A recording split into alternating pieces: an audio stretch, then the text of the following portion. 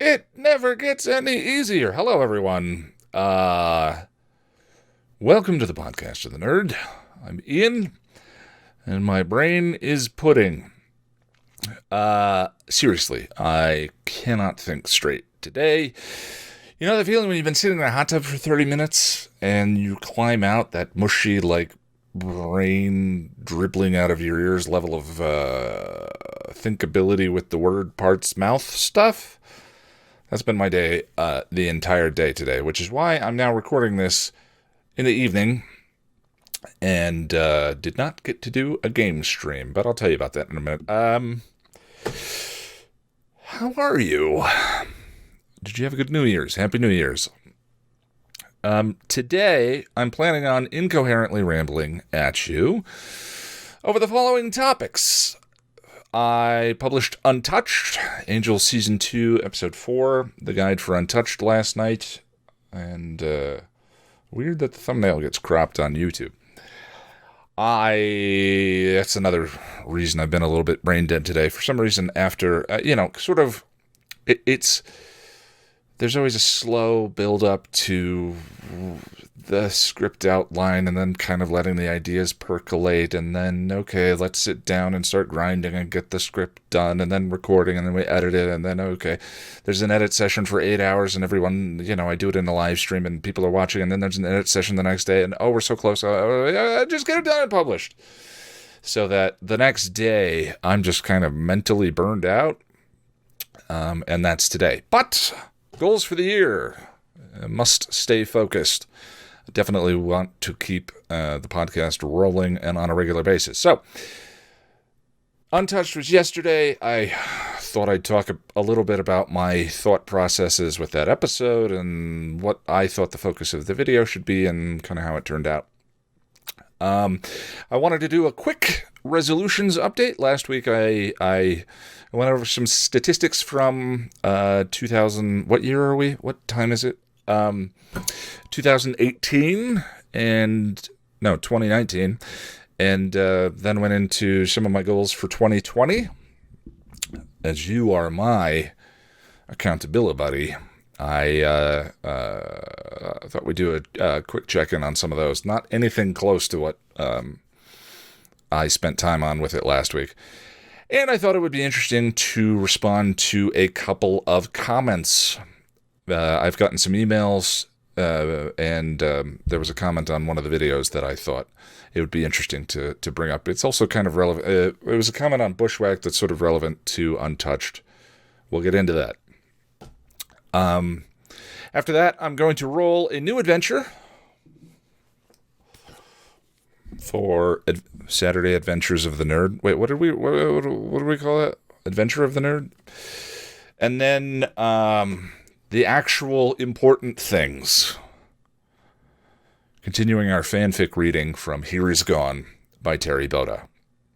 All right, so yesterday I got Angel Season 2, Episode 4, done and published, Untouched, the story of Bethany. Now, anytime an episode like this comes up with confronting topics, and for some reason there seems to be an abundance of them in Angel versus Buffy. Although there are a couple in Buffy, certainly. Helpless, I knew, was going to be contentious for some people. Anyway, if you're listening to this instead of watching it on the YouTube channel, I just made a frustrated face.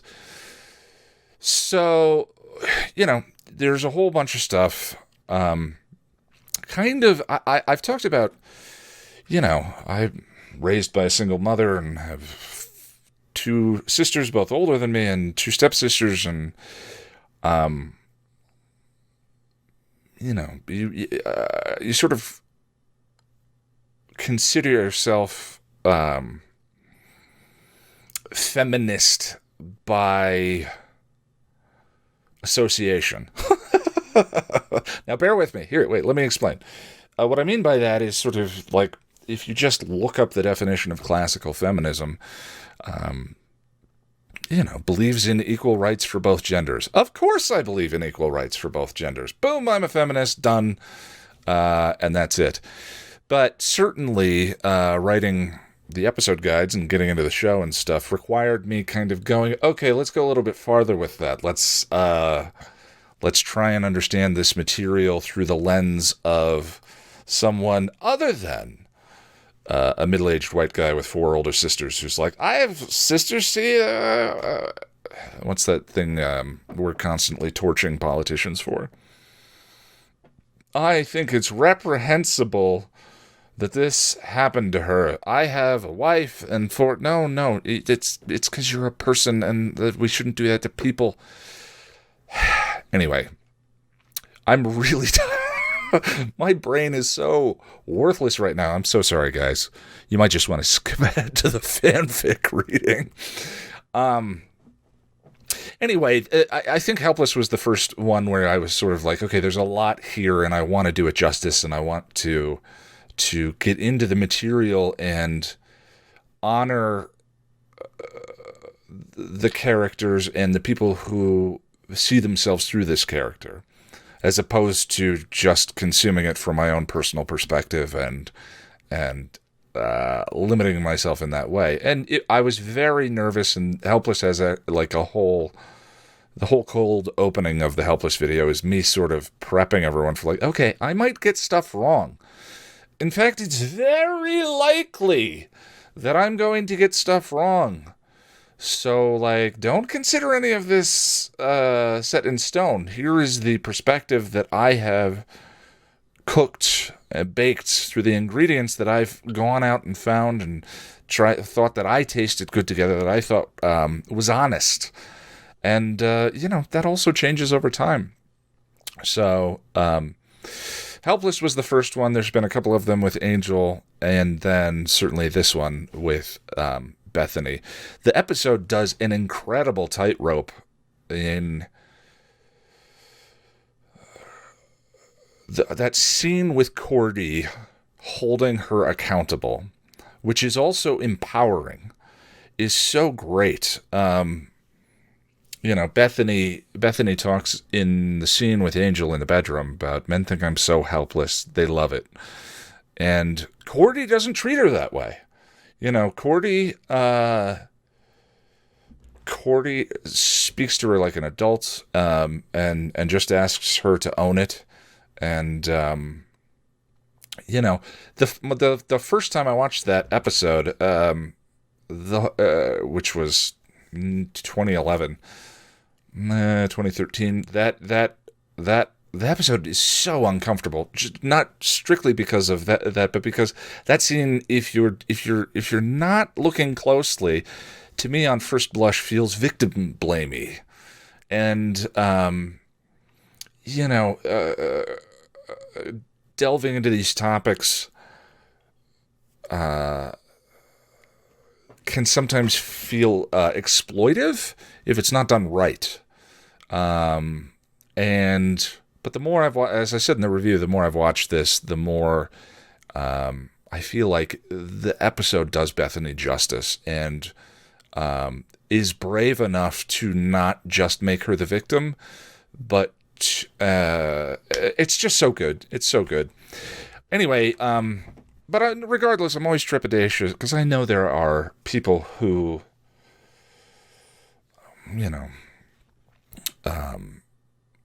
identify with Debbie in Beauty and the Beasts, and whatever my perspective from the standpoint of how I feel the storytelling is executed, I realize that is a thing for people who have dealt with what Debbie went through. And you want to honor that, but you also, that's the thing, is you want to do the material justice, but you also want to be honest. I've made videos that I think were dishonest. Where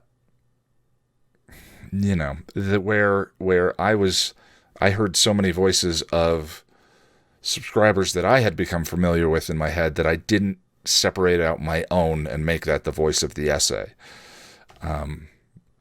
I truly believe that I think people would rather have me make a video that they disagree with than one that is just lukewarm and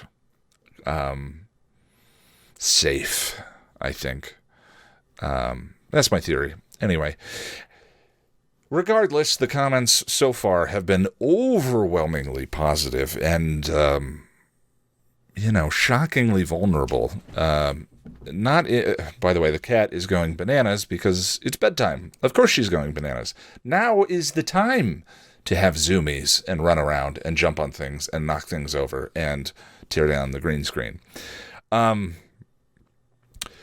level of vulnerability that people are willing to bring to their comments on the channel is sometimes, often, astounding to me. How open people are willing to be, especially on freaking YouTube of all places. But the fact that there's a corner of the internet where people feel comfortable and brave enough to be so open is such a gift. I don't know what to say about it even. It's I think it was year 2 or 3, people started sending me letters about their personal experiences and just all demons they'd dealt with and things they'd had to conquer. And, I'm weird. I started making the channel because I needed to, not because I wanted to be... Not because I wanted any. I don't want to be public. I don't want to be. I'm an outgoing introvert, maybe, where it's just I like my privacy and a lot of time alone and whatever. And when people were reaching out to me with these stories and stuff, initially I didn't know how to take it. But now it's just. It's so incredible that this thing exists, that these shows exist, that are permeated with these sorts of resonant themes that connect to us so individually. And that the channel exists where we can explore those, not just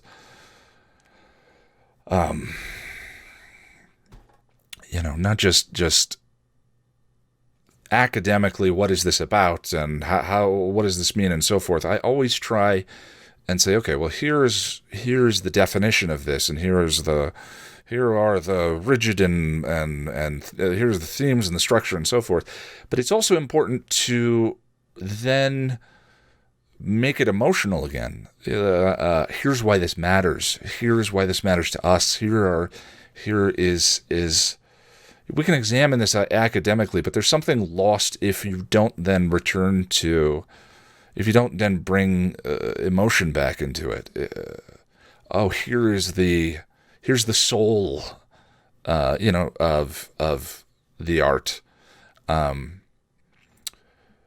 it took me a while to figure that out, I think. But the fact that this community is so kind and so compassionate and so to the point where people can expose a vein too. I do it, but that's because I'm compelled to. So anyway, I don't know. I don't know what to say about it. It's going to be something that it's always going to be a lot, I guess. But I have my own selfish and personal reasons for coming back to this and sitting down and recording and writing and whatever. But then there are things that show you, this is why this is a benefit besides to me. And that's important. And I wanted to acknowledge it. There's a lot in the video. So just kind of running down what I thought was significant, or the main points that I hope stand out in the video. The first was about dissociation. Bethany is a single episode character, and Bethany is written in a way that doesn't elicit. She's not a damsel, right? And I thought it was important to mention that I think I love that the episode is willing to make her unlikable. But because she's a single episode character, bringing Faith into the conversation and comparing the expressions of Faith, the expressions of Faith's trauma and struggle and all of that, I thought was important so that, you know, maybe someone who didn't have that experience and also maybe felt a little alienated by Bethany's character. It's not enough to look at this episode and say that's a lot of yuck. It is, but you know, so let's get into it. Let's talk about it. And so I wanted to make the comparison to Faith's backstory because we have developed a connection to that character. We have gotten to know Faith and empathize with Faith, especially in 5 by 5. And so that connection, I hoped for anyone watching the episode who maybe hadn't connected with Bethany would open that up and let us get into the ideas of dissociation and all of that. I wish I could have done more, but you know, there's always Buffy season 6. Second thing was the mirror of abuse to Darla and Angel. There was a very heated comment on the last Angel video I did. I think it was First Impressions is the name of that one, that was incensed that I didn't bring up that Darla was raping Angel. And my response was, what is the next episode about? I don't think it's coincidental that Bethany's story occurs at this juncture in the arc. I feel like it's at least partially an acknowledgement by the writers that, yeah, this is gross. Like, this is not sexy. This is a violation. You know, and sort of it's a retread of just turning Angel into a vampire originally. And there's a wonderful scene coming up where that is also in the audio for the opening of the episode guide this season, where Darla says, calls what she did a gift, and Angel says, "You damned me." And I think that's relevant here. So I definitely wanted to take that time to acknowledge it. And visually, the way that sequence is edited is you have her trauma, Bethany waking... Sorry about that. Forgot to turn off all of my devices. God, I am the worst podcaster in the world. Bethany waking up in bed, then you see Angel in bed, and then you see Angel's trauma. And so I loved that visual. And that's actually... some people wonder how many of the visual edits and stuff are in the script versus I come up with on the fly while I'm editing. I thought that visual connection between the two of them was so important, but I caught it while I was editing, which I think it works better just showing you rather than telling you. So I'm happy with the way that worked out. But I do love finding stuff like that in the edit and going, oh, that is a wonderful way of making that connection. Final point was Angel's command to Bethany. I left that a little bit ambiguous because I have not been... I mean, I feel like it's a spoiler to explain exactly why that moment is significant. And I have not been... This has been an interesting season because I haven't been sort of openly throwing out, well, this is the main theme of this season, and so on and so forth. Because Angel stated it explicitly in Gingerbread on Buffy, and he says it again in Epiphany. So if I'm to... I would just be restating that. And the approach that I've kind of been taking is sort of saying, this is a piece of foreshadowing. This is a piece of... This is... Look. Just remember this moment. And there were some great comments on the video about that. Certainly, the way I cut it and cutting to black and me sort of doing drama man voice it had an impact, and that was as it was intended. But there were some great comments on the video about it, suggesting that Angel was trying to empower Bethany, to let her make her own decision about her father. And certainly there's a parallel in this episode to I Fall to Pieces, where Kate gives Angel the "she needs to get her power back" speech, and, you know, he sort of cheers her on at the end of that episode. Boy, is Untouched a better version of all of this than I Fall to Pieces. And I think those things are true, and I love that you know, her father may be one of the most vile side characters in the Buffyverse, other than Orin. Not Orin. Orin? Oh, I'm the worst Buffy commentator in the world. Hold on one sec.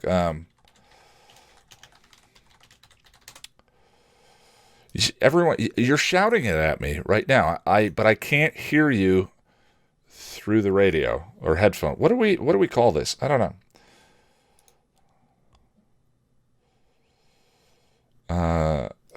Sorry. This is brain pudding. I take no responsibility for it whatsoever. Warren, not Orin. Warren. Warren, Bethany's dad, and maybe Buffy's dad from Nightmares. The worst characters in the Buffyverse. There's probably one that I'm missing right now. But the shows philosophically have an approach to killing a souled being. And as much as vile and disgusting and as much as we hate that character, and there is as much, had she let him hit the pavement, there would have been as much love lost about that as the two rapists in the alley that were crushed by the dumpster. Ethically, there's still a question there about justice versus. I think that the shows would have something to say about that, which is partially why she catches him at the end. The alley is self-defense. Her dad is not going to overpower her in that scene, so she chucks him out the window. This vile, disgusting, terrible human being, and catches him. And there's an ethical reason why she does so, because it reflects on her character personally. And so when I watched in a grand scale, again, we're in touchy territory here, and I understand that, so please take everything I'm saying with a grain of salt. But when I was watching the episode, I was just struck by, one, the way Angel was framed, two, the way David Boreanaz plays those lines, which is why I cut back to the prodigal, because he's not saying, "Bethany, you have the power, use it." He's saying, "Bethany, you have the power, use it." That's so general, that's so vague, and we know where the arc of the season is going, that to me it feels like foreshadowing. It absolutely feels like, especially given the parallels between her father and Darla that they were setting up, it feels like that is implying something, is all I'm saying.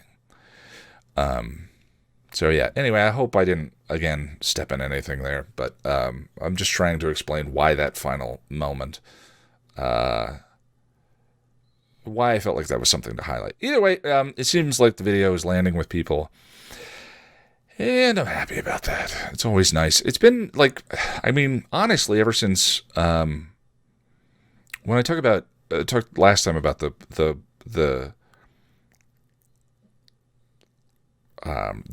quality of the writing versus total output. Like I do feel like things have just been clean lately. And maybe that's just by virtue of getting to spend enough time with the script, where previously I was cramming writing sessions into a weekend, trying to edit everything all at once. Like now, having spending arguably too much time with the script, each time lets me reach a point of comfort with it that I didn't before I quit. There were good videos, obviously, before September 2018, but I've been overall pleased with how things have been coming along since then. So that's it for Untouched. If you have anything you want to throw my way about it, let me know. Leave a message in the comments or shoot me an email. In response to this discussion, other than comments on the video specifically. So, I keep saying quick, and nothing I've been doing on this pudding-brained podcast is quick, but I wanted to run through the resolutions I set up last week, keep myself honest, keep my accountability buddy up to date. I'm not going to do this kind of update every week. I think it would become insanely tedious, but I thought so quickly after New Year's, it would be a good way of keeping these goals fresh so they don't instantly pass out of memory. 21 days to form a habit, all of that. So last week I broke down resolutions by 5 categories. Let's just pretend it's 5 categories. I think it's 5 categories. Going back there. So the lost my place. First category, spiritual. I said I wanted to start the morning with a meditation practice, easy, accessible, 10 minutes. I would guess I'm 1 for 7 on that this week. It's been the usual issue I told you about. I can get a good meditation habit rolling when I'm in a rut.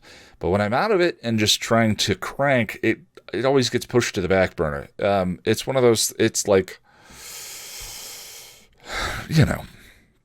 I'll do it. I'll do it tomorrow.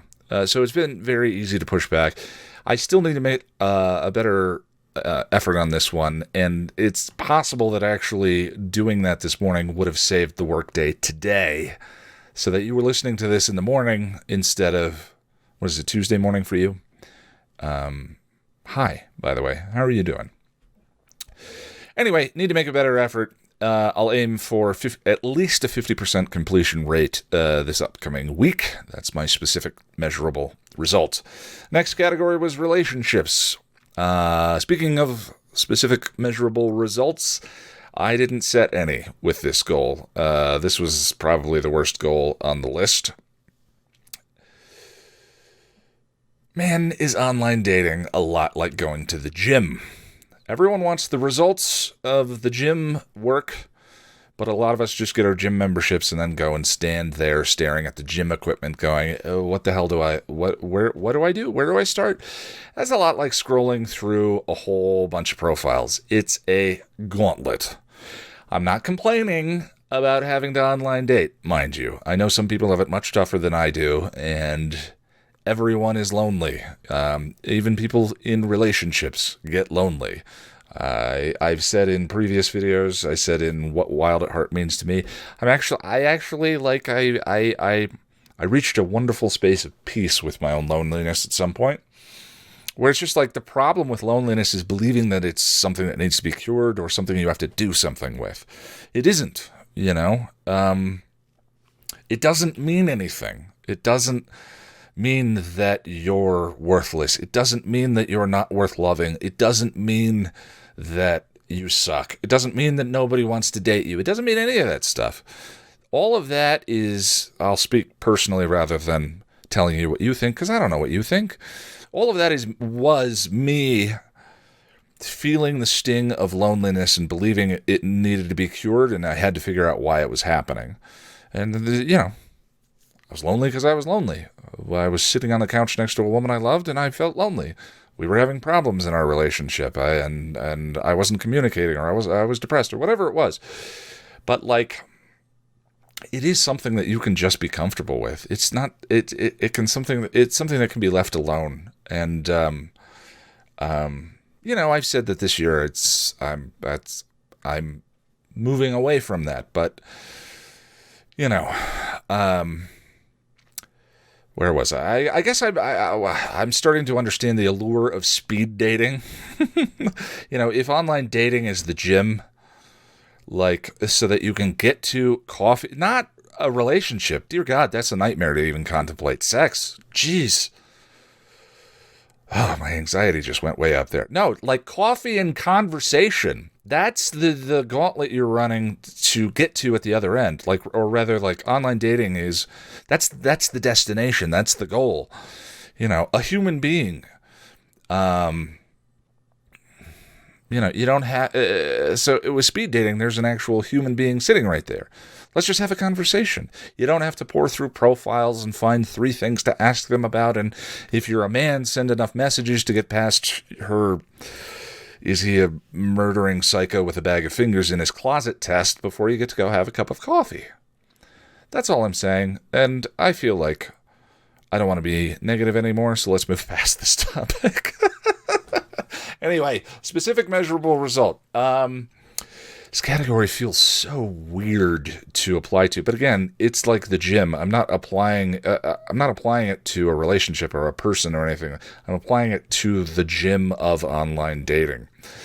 So let's say 10. Let's be ambitious. 10 messages by next Monday, sent by me, and reply to anyone who writes me. Women have been messaging me. I've just not taken the time to sit down, open it up, and reply. I have such a half-track mind.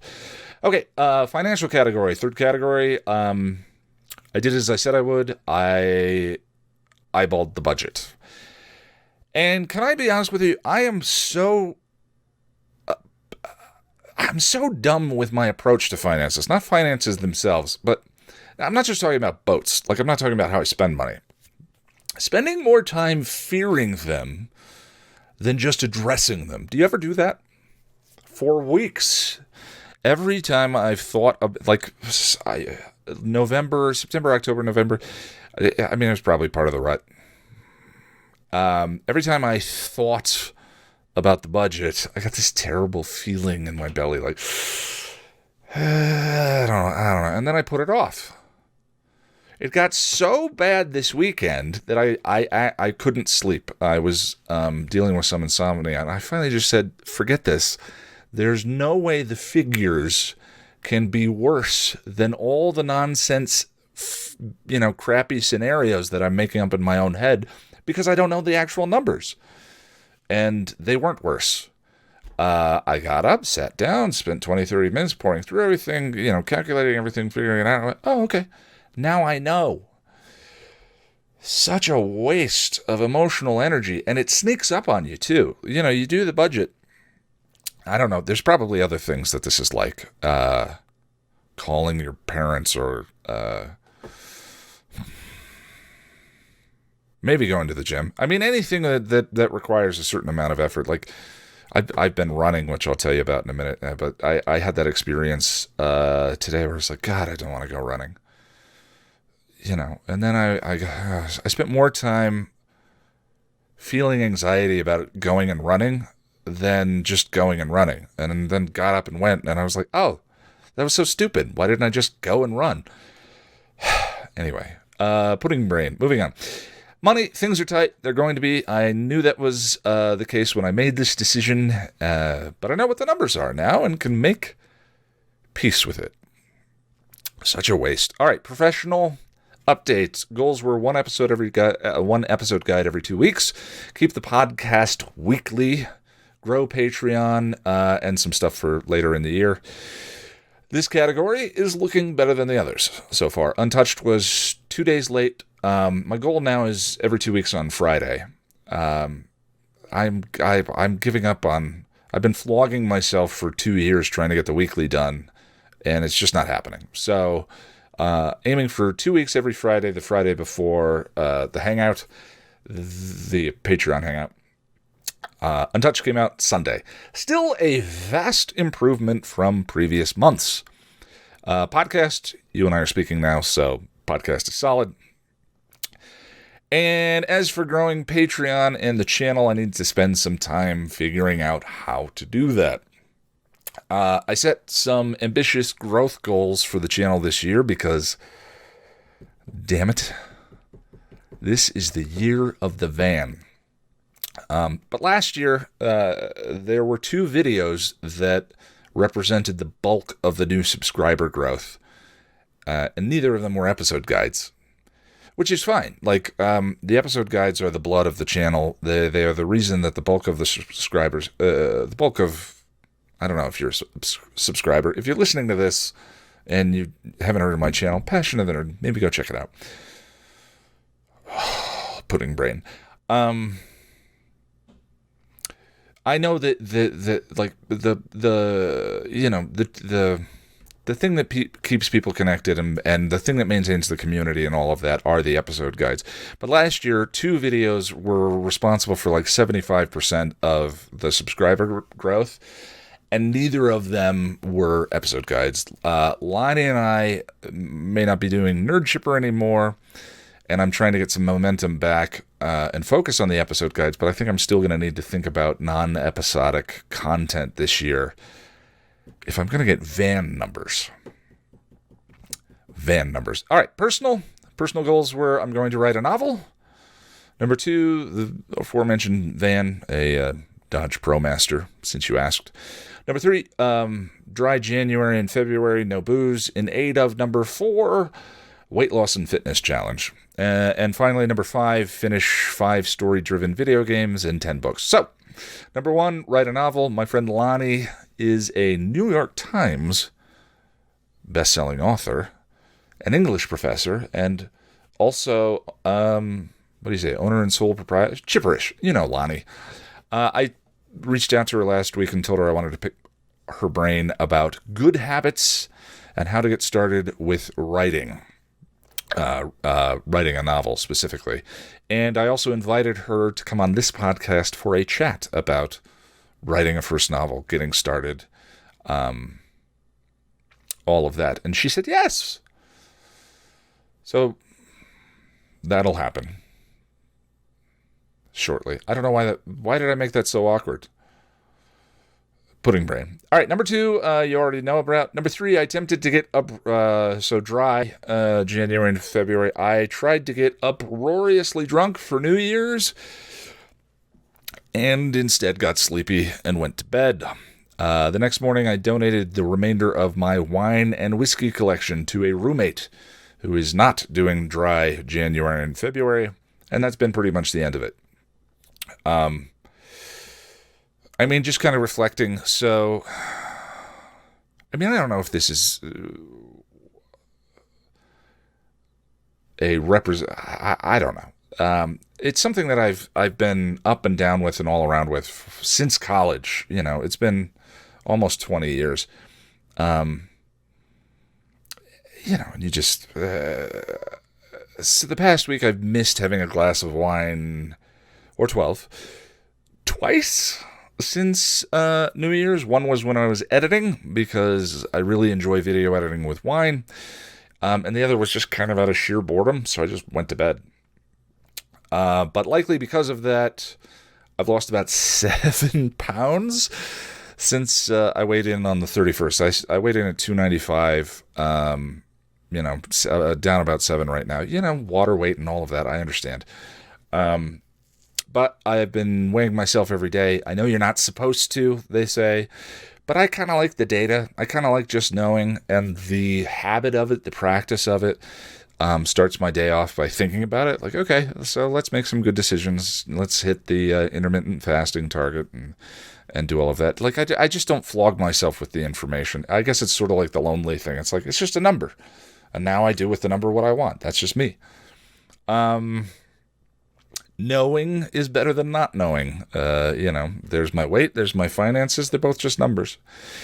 Anyway, so I'm doing intermittent fasting with that. Fitness challenge, 3 friends and I signed up for Whoop, which is a fitness tracking kind of deal. And we're doing a competition.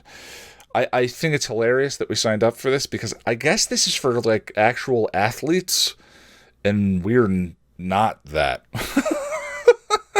I love to, like, I've been on a few runs this week. I signed up for the Boulder, which is a famous Colorado 10K. And I did not run last year. I maybe went to the gym 5 times. So I'm out running, and it's just, it's a lot of Ian shaking around and sweating and just tired and exhausted and, just droopy mouth, fly catching the entire run. And I look at the stats in Whoop, and it says recovery runs like this are really good for when you do a real run. It's so patronizing because it's not actually intended for, someone like me. I don't find it insulting, though. It just made me laugh. 3 runs in this week, 2 miles this morning. That 2 run, I thought you were supposed to exercise in the morning. So I went running this morning, Cherry Creek bike path around here, and it was a good run. I was actually astonished how much improvement there was from the previous run. But I have been useless today. Just that coming out of the hot tub, brain melty kind of, what is going on? I have not been able to bring it back. Maybe I overdid it. Maybe I should get this kind of thing done first and then go for a run. Anyway, that's where the goals stand so far. Maybe we'll do a once a month update. I love New Year's resolutions. Maybe we should have like monthly resolutions or something. But I do. I like the structure that this is initiated for the start of this year. No flogging. It's multifaceted. It's not about what is currently inadequate. It's just about goals and aspirations, and I find that inspiring. Anyway, enough of that. Comments and email.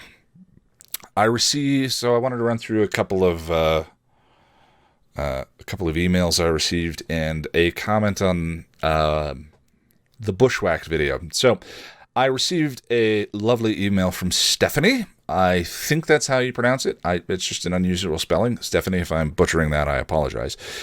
Stephanie shared with me her goals for the year. I'm not going to share all of them with you because I'm not sure she wants me to. Except for the fact that Stephanie wants to read 50 nonfiction books this year. Good God, Stephanie, that's amazing. Please just make sure you go outside. I have people tell me that all the time. Anyway, Stephanie writes, first I want to thank you for doing the podcast. We are close in age and similar in places in our lives, and listening to you reflect on your journey has helped me feel less alone and, as a result, more hopeful. I hear you, Stephanie. And Stephanie, I loved all your goals. Like I've said in videos, when you get to be our age, the places where you meet new people are church and work. So I like the first part of your plans here. As for number 7, I hear you. I was just thinking about it, and I think the trap there, and I don't know the history, and I don't know anything that I don't know. But the thing that struck me is I think the trap there, and I've fallen into this myself, is that even something aggressively unhealthy can be comforting and familiar. The devil can at least be planned for. And I personally think that's the trap. Comfort can be such a rash, and it's in any sense, accumulating enough items, accumulating enough nice stuff that it becomes difficult to make a change, even if the change is healthy, because you're risking comfort. For me, there was I think I was in my early 30s. No, it was a little bit later after that, where I started mentally to distinguish between comfort, happiness. By the way, Stephanie, I'm not suggesting you have this problem. I'm just speaking personally. I started to distinguish between comfort, happiness, and meaning. And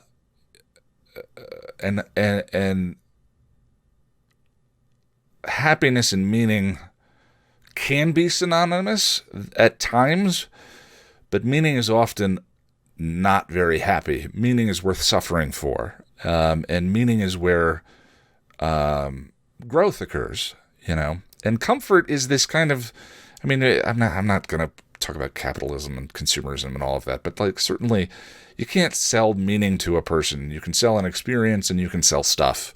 And so personally, I think we're all kind of channeled towards comfort and consumption, which I talked about in the video. But either way, Stephanie, I'm very far afield now.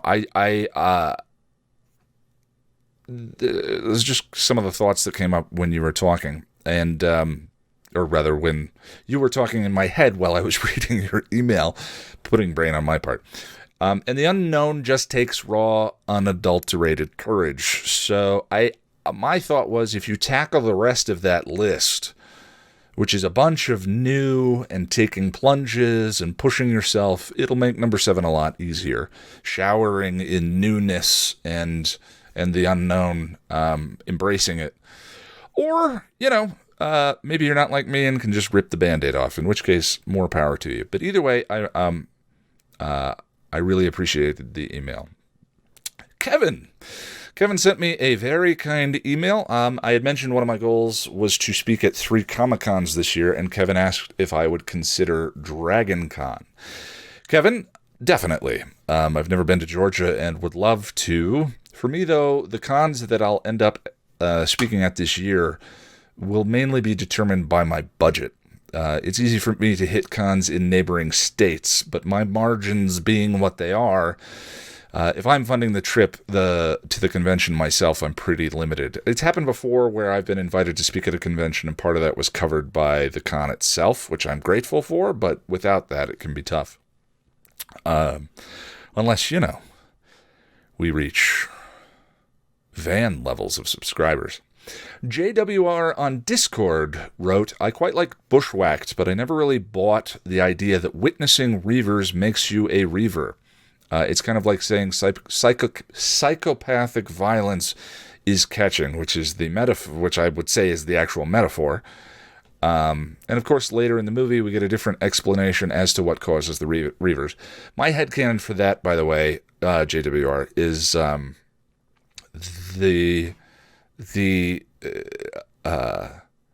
it's catching. Reavers have been shown to make reavers, so metaphorically, I think they stand for legacy violence passed between people, and but along with the idea of freedom and freedom without conscience, which I talked about in the Bushwhacked review. But my headcanon for the way the reaver infection works in the movie and how that worked in Bushwhacked was that the dude caught it.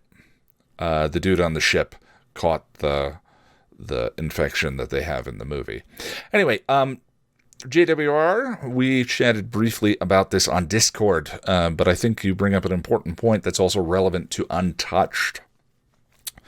And I didn't make it clear in the Bushwhacked video because I think it actually becomes clear during the Firefly arc.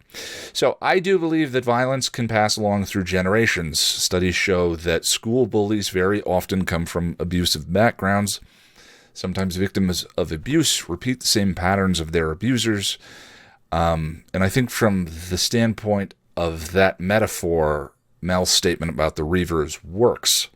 But I also showed Mal, I compared Mal to the survivor on the ship and the Mal seeing the valley fall and he was made to look and so forth. I absolutely think that character, the survivor, is a parallel.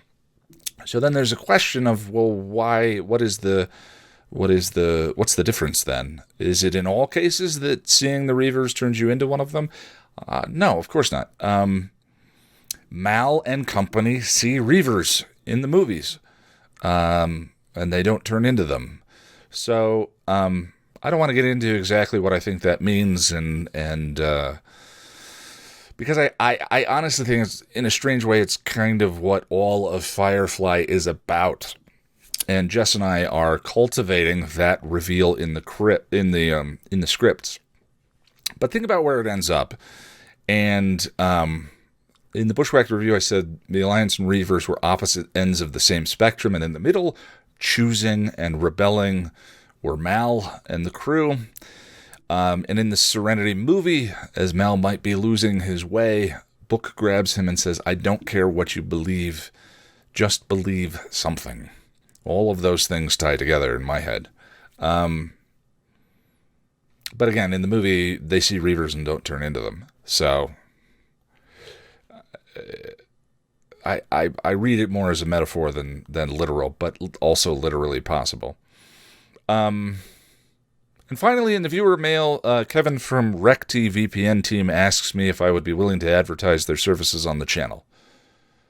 No. All right. Thank you for the emails and comments, everyone. If you'd like to reach out, you can shoot me an email at thepassionofthenerd@gmail.com. I get lonely, as we've talked about, so send me something to read. So no Patreon hangout this Saturday, which means it's time to roll a new Saturday adventure for the Saturday Adventure Time. No, we don't want to get sued.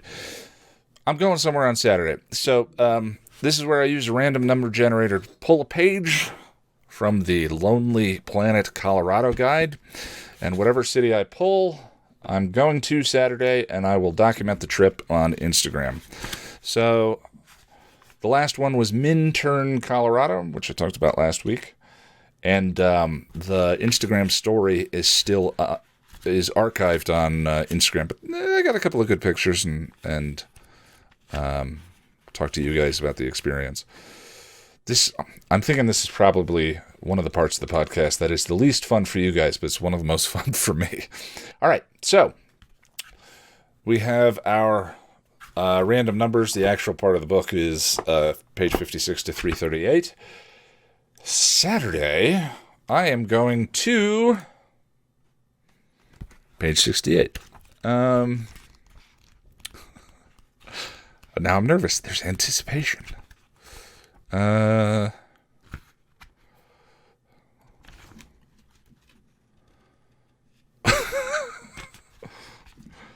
Denver. Okay. Or Highlands and Platte River Valley, specifically. 5 points in Denver. Okay, so Denver's huge. And this book breaks Denver into sections. And so there's a whole bunch of specific things in Highlands and Platte River Valley. Where Cherry Creek and South Platte River meet is the Nexus and Plexus. Really? Nexus and Plexus? Lonely Planet? I guess I did say carry out the trash in my last video. Nexus and Plexus of Denver's sunshine-loving culture. It's a good place for an afternoon picnic. And there's a short whitewater park for kayakers and tubers. I'm a tuber. I don't think that's what they meant, though. All right. So if you're interested, it's instagram.com/passionofthenerd. A buddy asked me to actually vlog that day. It's a lot of extra work. I'll think about it. That might be a little more interactive and might make this section a little more fun. But yeah, again, getting back to it, I got to make the podcast fun for me. So Instagram.com. Those are some of the shots that I took from Minturn last Saturday. So this week, just quick notes about the upcoming week. I'm working on the script for No Place Like Home, the Buffy episode. And we'll hopefully have that video up for you a week from Friday will be the target. Excuse me. Because of this mental stupor. Why do people run? I didn't get this evening's game stream in, so I've been playing The Last of Us. That's part of the Play 5 Games thing. So I'm going to do it tomorrow, Tuesday night. And Jack and I were not able to hook up for movie night while he's in Sydney. So the List of Shame movie project is just going to be... He told me to watch a couple without him. I don't want to watch him. I'm not watching anything without Jack. It's going to be on hold until he gets back to Melbourne in February, and I will remind you then if you're interested in following along. I've also had people ask me if he's safe because the whole of Australia is on fire. It is an insane tragedy. And if anyone's in that region, we're thinking about you. But yes, he is. And he said, thank you, when I mentioned that a couple of people had reached out to me. Before we get to the fanfic reading, I just want to let you know I'm Ian Nittram on Twitter and youtube.com/passionofthenerd. If you'd like to support the channel and keep me flush with spicy chicken sandwiches, you can do so at patreon.com/passionofthenerd or by grabbing yourself a shirt at passionofthenerd.com/store. My favorite is still the Sisyphus Passion of the Nerd design that was submitted by a viewer, and I don't have her name with me, so I apologize. All right, let's do this. Oh, I forgot to get an image up. What are we doing here? Buffy.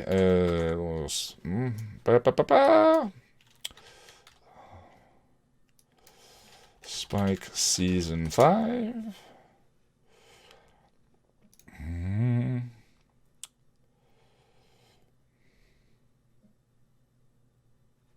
No, it was season 4. He returned to season 4. That's very sultry. Damn, James. What is? How do you have a smolder? Huh? Do you just naturally have a smolder? Like, is it the cheekbones and I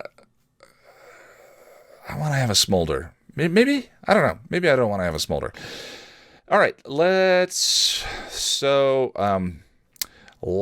time, Spike, who had been ensouled by the demon at the end of season 6, wished that he could go back and change some things, and the demon sent him back to season 4, where instead of him turning down helping Buffy find Riley, where she tore the money up and threw it in his face, he agreed to help and helped her find Riley in the caves. Here we go. So this is chapter 4.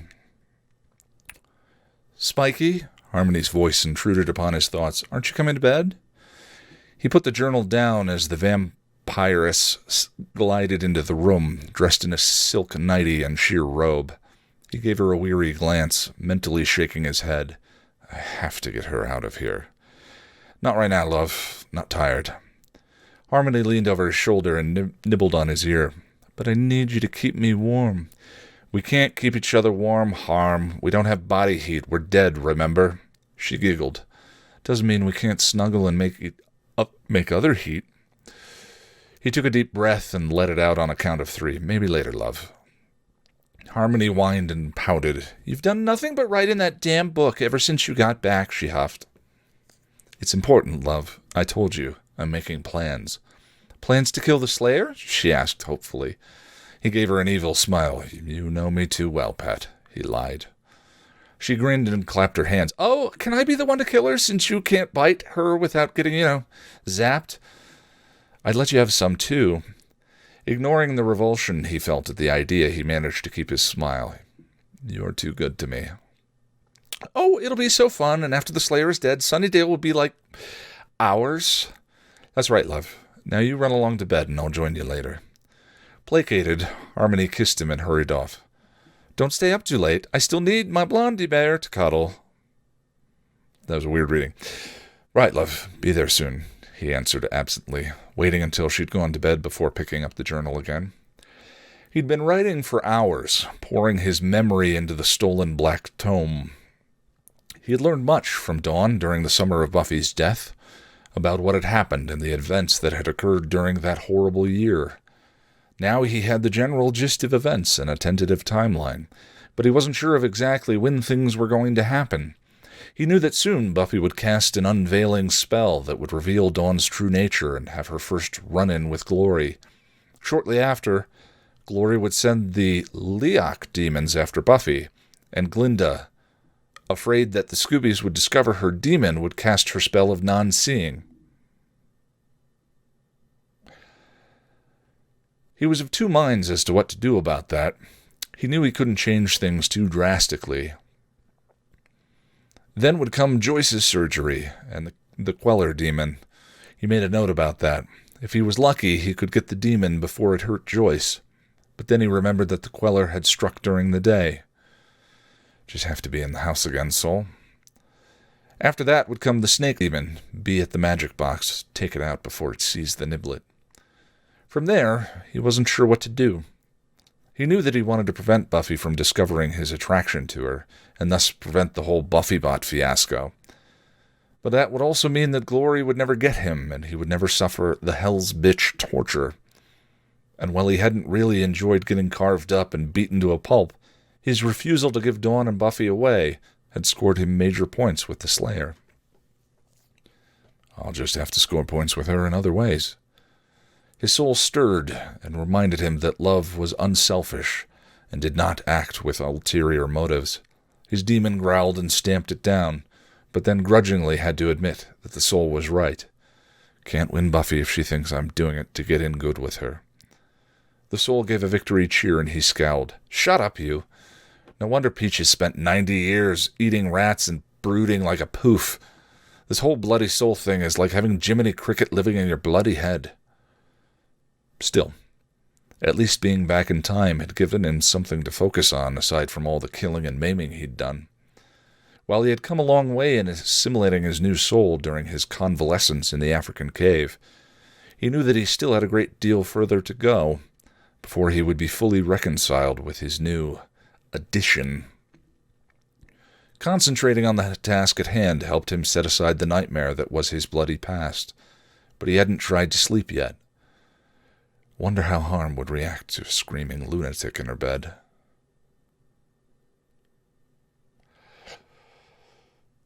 Temptation to... maybe we should read 2 chapters. Not today. This episode has gotten quite long. Wow, we went over an hour for the first time. All right, my friends. That's everything. I hope you're enjoying the fanfic as much as I am. I hope you got something out of the pudding brain. Have a great week. If you're doing this goal thing with me, just make sure you're using them as inspiration and not flogging yourself. You know, be kind, especially to you. See you in a week.